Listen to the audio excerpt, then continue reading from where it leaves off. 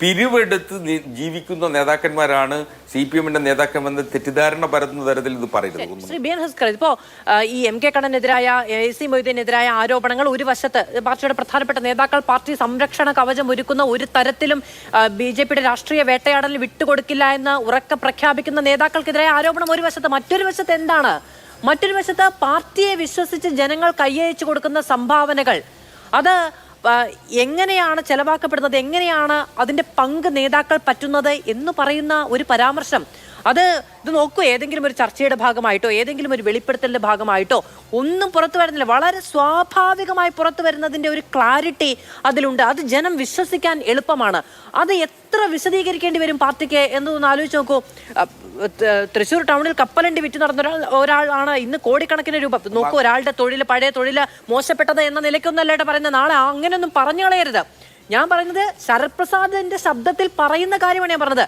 കപ്പലണ്ടി വിറ്റ് നടന്നയാൾ ഇന്ന് കോടാനുകോടികളാണ് സമ്പാദ്യം എന്ന് പറയുമ്പോൾ പാർട്ടി അണികളെ ഊറ്റിപ്പിഴിഞ്ഞുണ്ടാക്കുന്ന പിരിവ് പോക്കറ്റിലേക്കാണ് പോകുന്നത് എന്ന് വെളിപ്പെടുത്തലാണ്.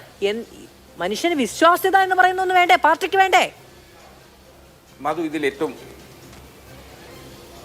ഇതില് ഇപ്പൊ ശരത് പ്രസാദ് പറഞ്ഞു എന്ന് കേൾക്കുന്ന ശബ്ദ സന്ദേശത്തിൽ ഈ പിരിവുകളെ സംബന്ധിച്ചാണ്. CPM-ന്റെ രീതിയെ സംബന്ധിച്ച്, അല്ലെങ്കിൽ CPM-ന്റെ വർഗ ബഹുജന സംഘടനകളുടെ രീതിയെ സംബന്ധിച്ച് അറിഞ്ഞൂടാത്തത് കൊണ്ടാണ് ഇത്തരത്തിലൊരു പരാമർശം അതുപോലും നടത്തേണ്ടി വരുന്നത്. കാരണം പിരിവുകളെ സംബന്ധിച്ച് കൃത്യമായി ഓരോ പ്രവർത്തനം കഴിഞ്ഞാൽ ലഭിച്ച തുകയെ സംബന്ധിച്ചും ആ ലഭിച്ച തുകയുടെ കണക്കുകൾ, വരവ് ചെലവ് കണക്കുകളെ സംബന്ധിച്ച് അതാത് കമ്മിറ്റികളിൽ വെക്കുന്ന രാഷ്ട്രീയ ധാര ആണ് ഇടതുപക്ഷവും CPM-ഉം വിശിഷ്യ CPM-ഉം സ്വീകരിച്ചു വരുന്നത്. CPM-ന്റെ വർഗ ബഹുജന സംഘടനകളും അത്തരം നടപടിക്രമങ്ങളിലൂടെ തന്നെയാണ് കടന്നു പോകുന്നത്. അത് SFI ആയാലും DYFI ആയാലും ഓരോ പരിപാടിയുടെയും വരവ് ചെലവ് കണക്കുകൾ അടുത്ത കമ്മിറ്റിയിൽ വെക്കുകയും അതിൽ സുതാര്യത ഉറപ്പുവരുത്തുകയും ചെയ്യുന്നു എന്നതൊരു വസ്തുതയാണ്. അപ്പോൾ പിരിവെടുത്ത് ജീവിക്കുന്ന നേതാക്കന്മാരാണ് CPM-ന്റെ നേതാക്കന്മാരെന്ന് തെറ്റിദ്ധാരണ പരത്തുന്ന തരത്തിൽ ഇത് പറയരുത്. ഒന്ന്. രണ്ട്, നേരത്തെ ശ്യാം പറഞ്ഞ ആരോപണങ്ങളിൽ ശ്യാം പറഞ്ഞതിലേക്ക് അങ്ങ് പോകുന്നതിന് മുമ്പ് ഇത് ഇങ്ങനെയൊക്കെയാണ് എന്നാണ്, സുതാര്യതയുണ്ട് എന്നൊക്കെയാണ് ഞങ്ങൾ ധരിച്ചു വെച്ചത്. അങ്ങ് നേരത്തെ പറഞ്ഞ അറിവില്ലായ്മയുണ്ട് എന്ന് മനസ്സിലാകുന്നത് ഇത്തരം ചില വെളിപ്പെടുത്തലുകൾ പുറത്തു വരുമ്പോഴാണ്. അതുവരെ ഇതൊക്കെ ഞങ്ങൾക്ക് അറിയാവുന്നത് പോലെ എന്നാണ് വിചാരിച്ചിരുന്നത്. അങ്ങ് പറഞ്ഞത് ശരിയാണ്, കുറച്ച് അറിവില്ലായ്മ ഉണ്ടാകുന്നുണ്ട്. കാരണം ഇത്തരം ചില ഓഡിയോകൾ വരുമ്പോൾ ഇങ്ങനെയായിരുന്നു അല്ലേ എന്നൊരു പുതിയ അറിവ് കിട്ടുന്നു.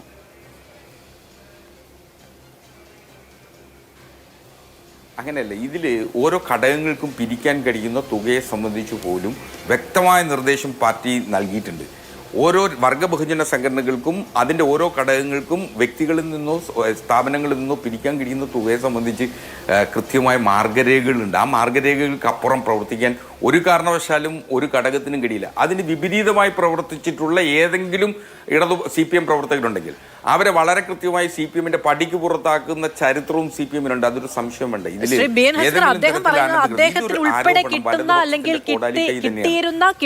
കിട്ടാൻ പോകുന്ന പണത്തിന്റെ കണക്കിനെ കുറിച്ചാണ്. അത് നോക്കൂ, അവനവൻ ആത്മാർത്ഥമായി അവനവന്റെ ജീവിതവുമായി ബന്ധപ്പെട്ട് നിൽക്കുന്ന ഒരു കാര്യം ഏറ്റവും ഉറ്റ സുഹൃത്തിനോടോ വിശ്വാസമുള്ളതോ ആയ സഖാവെന്ന് വിളിക്കുന്ന ഒരാളോട് പറഞ്ഞത് വളരെ റോയായി പുറത്തേക്ക് വന്നിരിക്കുകയാണ്. അപ്പോൾ അതിന് നമ്മൾ ഈ പറയുന്നത് പോലെ സുതാര്യമായി ചിട്ടവട്ടങ്ങൾക്കനുസരിച്ച് പാർട്ടിയുടെ നയമനുസരിച്ച് പാർട്ടി നിഷ്കർഷിച്ചിരിക്കുന്ന മാനദണ്ഡങ്ങൾ അനുസരിച്ചല്ല ഇത് നടന്നത് എന്നാണ് പറയപ്പെടുന്നത്, എന്നാണ് അദ്ദേഹം പറഞ്ഞിരിക്കുന്നത്. മാധു, അത് ഒരു തരത്തിലും ആ പാർട്ടിയുടെ മാർഗരേഖയ്ക്ക് വിപരീതമായി പ്രവർത്തിക്കാൻ കഴിയില്ല. ഒന്ന് അതാണ് പിരിവുകളെ സംബന്ധിച്ച്. രണ്ട്, ഇപ്പോ അത് ശരിയല്ല.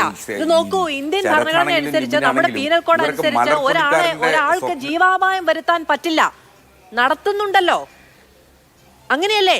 പാർട്ടി ഭരണഘടനയിൽ ഒരു കാര്യം എഴുതി വെച്ചിരിക്കുന്നു, പാർട്ടി മാനദണ്ഡങ്ങൾ ഇങ്ങനെയാണ്, പാർട്ടിയുടെ നിർദ്ദേശം ഇതാണ് എന്ന് പറഞ്ഞ് അതിൽ വ്യത്യാസവും വ്യതിചലനവും ഉണ്ടാകില്ല എന്ന് പറയുന്നത് എങ്ങനെയാണ്? ഉണ്ടായി എന്നാണ് ശരത്ത് തന്നെ പറഞ്ഞത്.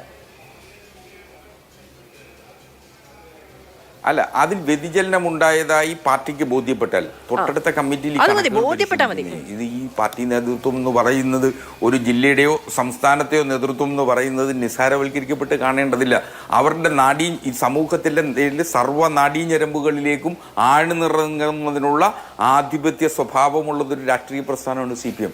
അതുകൊണ്ട് ഏതെങ്കിലും ഒരു പൊതുപ്രവർത്തകൻ CPM-ലേക്ക് വരുമ്പോൾ, CPM-ൽ പ്രവർത്തിക്കുമ്പോൾ അവരേതെങ്കിലും വ്യതിചലനമുണ്ടായാൽ അത് തിരിച്ചറിയാൻ ഈ പാർട്ടിക്ക് കഴിയും. വളരെ വേഗത്തിൽ തിരിച്ചറിയുകയും അവരെ തിരുത്താൻ ശ്രമിക്കുകയും തിരുത്താൻ കഴിയാത്തവരെ എന്നൊക്കെ ആവണം ഈ പാർട്ടി എന്നുള്ളതാണ് എല്ലാവരും വിചാരിക്കുന്നത്. പക്ഷെ നേരത്തെ നിബിൻ തന്നെ പറഞ്ഞതുപോലെ, ശരത് പറഞ്ഞതുപോലെ 5 വർഷം മുമ്പ്, നിബിൻ പറഞ്ഞതുപോലെ 1.5 വർഷം മുമ്പും ഒക്കെ ഈ പറയുന്ന വ്യതിചലനങ്ങൾ ഉണ്ടായിട്ടുണ്ട് എങ്കിൽ ആ വ്യതിചലനത്തിന്റെ ഭാഗമായിട്ടുള്ള ആളുകൾ ഇപ്പോഴും ഈ പാർട്ടിയിൽ തുടരുകയും സംരക്ഷിക്കുകയും ഒക്കെയാണ്.